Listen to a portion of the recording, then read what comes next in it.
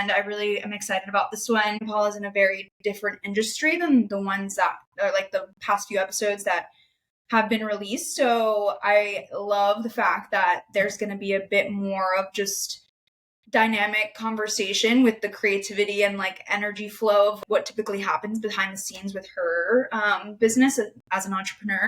I'll let AnaPaula introduce herself and her business and tell us a little bit more about what she does. Well, hello, everybody. Obviously, my name is AnaPaula, and I am the owner of Shop Triple P, which is a women's clothing brand, fully e-commerce as of right now. Putting it into the air that it'll one day have a store. I love it. But we focus really on providing versatile, comfortable, and chic pieces for women with the intention of it being reworn, reworked in whatever is your style. I would say my style is very business casual, I guess. So a lot of the pieces will kind of hit those points, but they are also pieces that can be reworked to be significantly more casual, at home things. So that's kind of what the brand is. It has definitely evolved a lot from when I started it in 2018 to what it is right now. But that's always, I guess, the fun thing about business. And you can always change things. It's an ever changing thing. It can be a little nerve wracking. It can be kind of scary. I feel like there's a lot of times that you try to fit into a mold, especially with the original intentions that you set with whatever business you have, not necessarily e-commerce or clothing specifically, but you just got to roll with the punches, I guess. So that's where we're at. What I love about your pieces is that they are so dynamic. Like you really can rework them in so many different ways. There's a specific like blue, almost silk dress that, it's one of my favorites. I love that dress. My little sister, my little sister actually like loves to borrow it. Yeah. But I've worn that with like my like white Allbirds. Yeah. Casual. But I've also worn it out with friends. Yes. So I feel as though most of your pieces fall into those categories where you can rework them, which is amazing nowadays with like, wearing things we only have so much closet space. We only have so much closet space. And I love, like I pick full collections at a time. That's how we release, things. It's not a store that will have 150 items at one time. That's just not the type of store that we are. But I love hearing people like, oh yeah, I wore this like super casual with this, like you said, with your Allbirds, and then you wore it with like heels to go out. I love hearing people putting their own flair on those pieces because at the end of the day, clothes are clothes. But how you style them is really up to you and who you are and what you want to, how you want to present yourself. So I love hearing that. That makes me so happy. It's on brand for So you mentioned while you were introducing yourself that Triple P has evolved, right? Yeah. So tell me a little bit more about that. As an entrepreneur, I feel like evolution can be scary and it can be very nerve-wracking because you're just like, wow, I just spent a year of my business doing this. Yeah. And now I have to completely change everything or change how I'm doing the business or selling my product. So how do you feel about that? And what can you speak towards like balancing it all? We started during COVID 2020. So it was hard to balance kind of what the brand would look like once we got past that. Our first collection was very much ready to wear going out attire. And then it slowly trickled into comfort clothes because people are still home. We're working from home. We weren't really going back into the office until the following year. So we kind of made that transition over to that and we stuck with it a little bit. But then in 2021, things were opening up. People were going out. People were excited to go out. So we kind of tried to do a little bit of both, have that comfort clothing that you're wearing in your Zoom meetings. And at the same time, you can wear them out if you were going out with, friends, going to see family, whatever the deal was. And then, 2022, things have just progressively gotten more open. And it's kind of hard trying to find that balance because I find that people still want to stay in that comfort clothing, but also want to look fantastic. So, which I get it, because same. Yeah. I completely You got get it. very like comfortable with being at home. Yeah, exactly. People are like, do I have to put real pants on? Because I most definitely do not want to put real pants on. Yeah. And so it's, in general, I feel like the e-commerce clothing business has changed so much even in those 3 years, where you're trying to find that good balance. You're trying to find your niche. There's a lot of people who came out with brands during that time. There's a lot of people who started businesses in general during that time. And you just have to figure out kind of where you stand, what you want to do, and figure out that balance and do what feels true to you. But at the same time, is like things that people obviously want because you want to make some money, obviously. Yeah, no, Yeah, but it has definitely been a challenge, I would say, doing it all. Um, Trying to balance just owning a brand, working, living life, especially now at this point, getting back to seeing your friends. People are traveling all the time. There's things to do. Concerts are opening back up. People are taking vacations. So there's just a lot to do collectively, and running a business on top of that can definitely be a lot. And it definitely, being a business owner, especially for e-commerce and owning a women's clothing brand, you really need to sometimes take a step back and really just like, this is what I want to do. I'm going to set a few things like on my to-do list. I don't need to get to everything today. If I don't, there's always tomorrow. And that's just the way that, you have to do things, or at least Mhm. that's how I do things, because it's easy to fall into the trap of, I need to do everything all today. And then if I don't do it, then the business is going to fail. And that's not necessarily the case. Some days are definitely going to be better when trying to get all the things that you need done. And other days it's going to be hard. Yeah. That's, and that's just the way the cookie crumbles with that.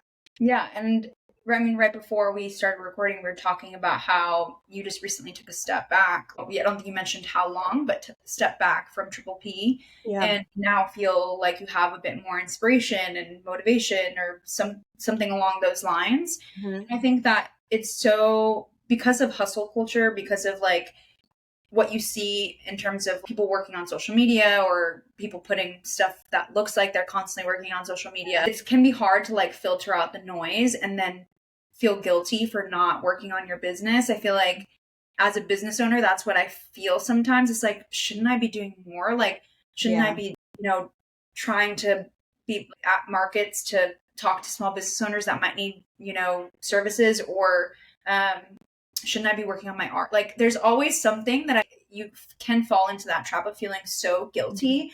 And then it's Mhm. almost like the guilt makes you not even do anything. Like, it's like you're trapped in this like loop of guilt.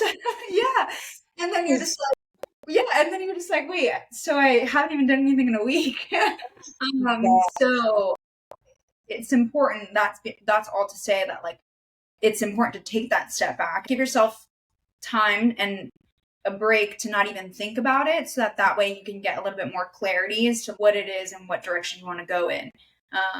But yeah, tell me more about that break, or how you do implement those breaks, if you do, to help you. Yeah. Yeah. I mean, everything you said, preaching to the choir. I took some time from, corporate life last year. And I was like, I'm just going to focus on my business. I need to recenter myself. I was super burned out, trying to run the business, going back into the office, working full time, and like just trying to live. And then, up here in Boston, it gets dark at 3 p.m. in the wintertime. It's terrible. Mhm. So it was just rough all collectively. But then the new year started. I'm like, okay, I took some time to collect myself. I'm ready to kind of like get back into things. Ended up getting a part-time job and was working on the business, and things were good. Things were, doing its thing. And then slowly transitioned into doing full-time. While I was transitioning into going full-time, in July specifically, I was doing pop-ups every single weekend. So we only have summer here for so long. So the entire month being, at pop-ups, it was really tiring collectively. And it's a whole different facet of a business where you need to be there in person, Yeah. selling your things, talking to people, and just, showing your brand in a completely different way, marketing in a completely different way than as an e-commerce brand, we're used to. So July, I think, really just burned me out. And I was like, I am gonna take a break. I try to do those things where, kind of like how you said, you have all these things that you want to do, but then you almost like hinder yourself because you're so overwhelmed by just the to-do list. So then a week passes by and it's like, damn, I haven't done a lick of anything on my to-do list. And so you have to kind of go back and like redo all that stuff. I'm like, you know what? I'm just going to take a break. The break was, I think, like an actual break started beginning of September. So I think I'm on like 2 weeks now. Okay. Yeah. And I was like, I'm not going to do anything. When next week starts, I am going to get back into the swing of things. I'm going to do what I need to do. But that break was so needed. I was able to get back into my reading. I was able to get back into my puzzles that I like to do. I was able to just like watch TV and not be filled with that overwhelming guilt that I shouldn't be doing this right now because I need to be working on my business. Anytime I'm not at work, I need to be working on my business. And it's very toxic. I feel like when you start going down that rabbit hole and thinking like that, because at the end of the day, me, you, all business owners, we're human. And like, we can't just go, go, go, go, go. And, like you were saying, hustle culture is horrible. And I hate it. I absolutely hate it. You have to find that time to really pour into yourself and not feel guilty when you are doing that. And that's just the only way that I feel like you'll be able to progress in your business. You'll be able to take your business to whole new levels and stay centered, honestly, because if you keep going, you're going to burn out. And then when you burn out, you're going to be like, you know what? I'm so tired of this. I'm going to rid my hands. I'm going to shut everything down. I'm going on vacation for 3 weeks.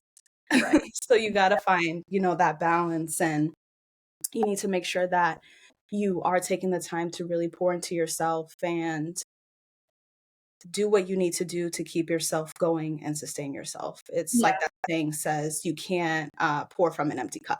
Right. So you have to pour into yourself before you can pour into absolutely anything else, especially a business, as it takes so much out of you in general.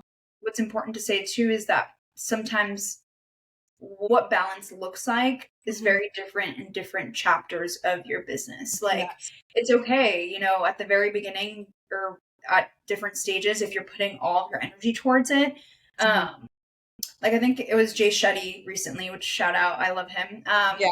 But he was saying how at the beginning he was working until like 3 a.m. and not really getting a lot of sleep and trying to get himself out there, et cetera, et cetera. But now he really tries to set boundaries. Granted, that's a really broad example considering he's done so much / has been having extenuous growth.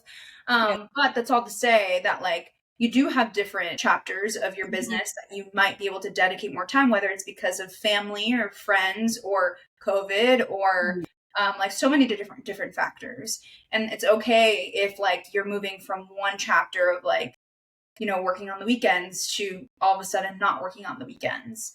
But I feel like that transition between chapters or different types of balances is hard because you're trying to not feel that guilt, but also still remind yourself that like you are doing things to work towards where you want to be or work towards your goals. But yeah, it's important to just give yourself grace, because if not, you can get caught up in a very toxic cycle that isn't going to help anyone.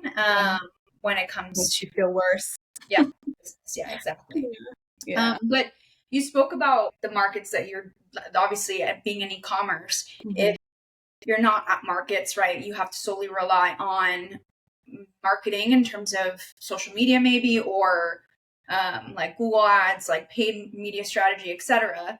So being at markets is a key component, I'm sure, not only to build brand awareness, but to essentially just get your name out there and connect and network with other people as well. So for those who, are either interested in e-commerce or building a business through e-commerce. How do you feel like that's impacted not only obviously your energy, but also your business and where it's at? I think the pop-up markets that I do has completely changed my business specifically. I think there's nothing like being in person, especially when you being in person in a market and having a store, I think are very different. But when you are at the markets, it is just a whole different level because people are just so excited to learn about you, learn about your story, why you started your business and what it is, and just so happy to support. And that's what I love about them. I absolutely love doing markets. I honestly wish we could have them longer, up here, but because it gets so cold, so Right. fast.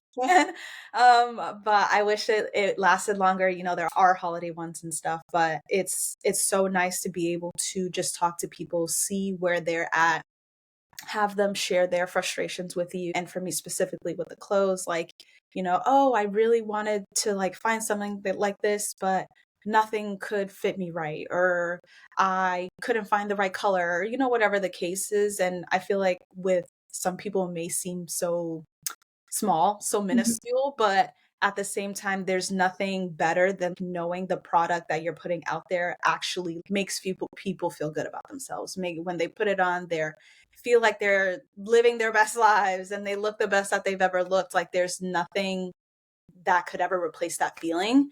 And I love markets for that. I think markets are so pivotal. For businesses, especially e-commerce, people can come, touch the clothes, see how it feels. They build that trust with you. They know the person behind the brand a little bit more, and they're not just giving money to some corporation. They know that it's going to a person. It's fueling their dreams. It's a whole different level. And I think for anybody who has e-commerce and they're thinking about doing markets, I cannot recommend them enough. Mhm. I think even just doing one, you don't have to go crazy. Don't sign up for 47. Just do one and see how you feel. And if one doesn't do right by you, try a different one. I've done quite a few here in the Boston area, and each one is very different. You think one is going to go a certain way and it goes completely different, both significantly better and sometimes even worse. But Right. you just gotta take that, you kind of roll with the punches. You learn a lot more about demographics, your target market, price points. It is like spending a whole day doing market research, honestly. So it's really Well, I was cool. going to say that it's Yeah. like, sounds like, I mean, not many people get the opportunity to be in front of the customer during a point of Mhm. sale, and like be able to talk to them, or like you said, hear their frustrations, things like Mhm. that. So yeah, sorry I interrupted you, but No, it's fine. Yeah, it's one whole day of market research, and then I always feel so good at the end of the night. I'm like, oh my God, that was such a good market. Like, I'm kicking ass. Like, I love it.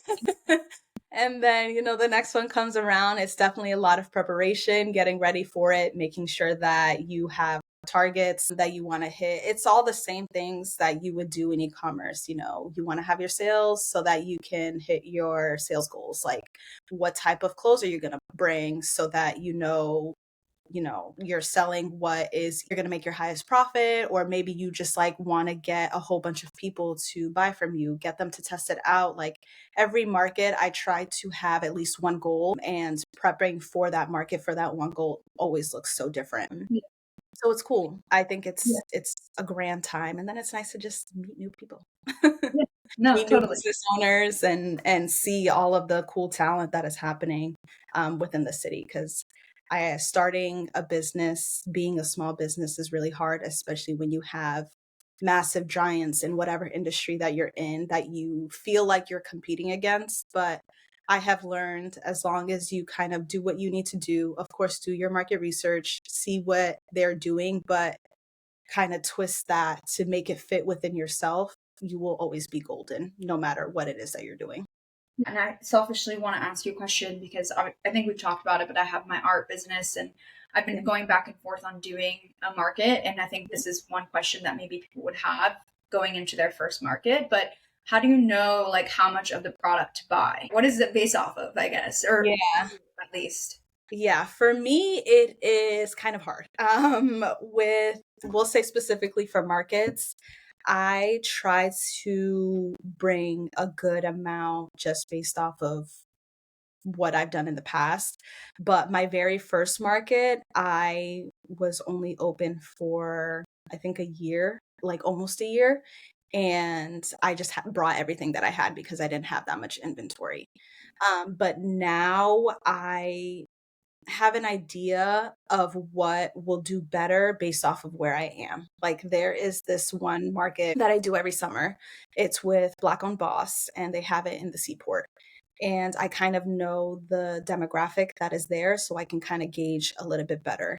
But for someone who's doing like their first one, I would say bring as much as you can, Yeah. honestly, and bring as much variety as you can. Then, that kind of sets an even base for you to start that kind of market research aspect of it, where, all right, a lot of people say you sell mugs.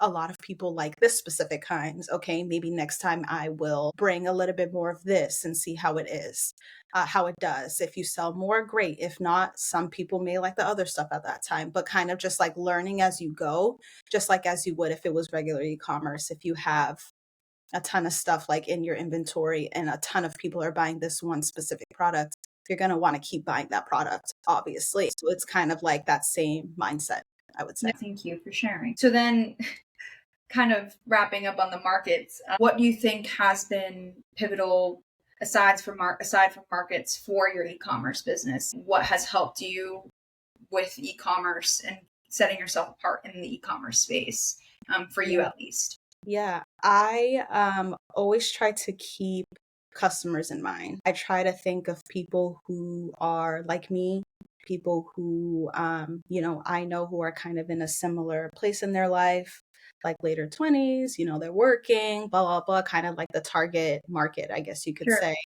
And just thinking about where people are at, seeing where people are at, and just looking at social media collectively. I feel like there's just so much out there, and figuring out what you are drawn to allows you to kind of put your mindset into other people a little bit, or like put other people's mindset into you, I guess. Yeah.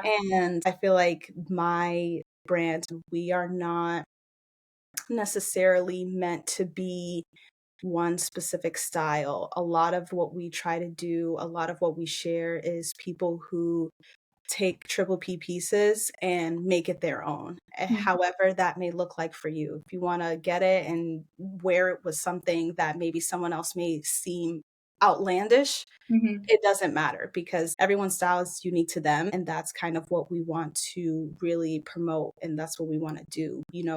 We will provide clothes, we'll give a little bit of styling advice as to how, as a brand, what fits within our brand, we would wear it. But it's really up to you and how you want to view it, how you want to do it. If you want to wear it exactly the way that it's put, perfect. We Yeah. love it. It looks cute. But if you want to change that up and add your own flair to it, then we are super supportive of it. And we want to see people's individualities kind of show in our pieces and how they want to wear it. I do think that that stands out, for sure. And on the flip side of things, I Yeah. guess, in the sake of, Small Biz Diaries talking about the challenges, obstacles, the successes, like everything that really brings in the vulnerability components of being an entrepreneur and a small business owner. So, what would you say is the most difficult part of being in e-commerce or of doing what you're doing?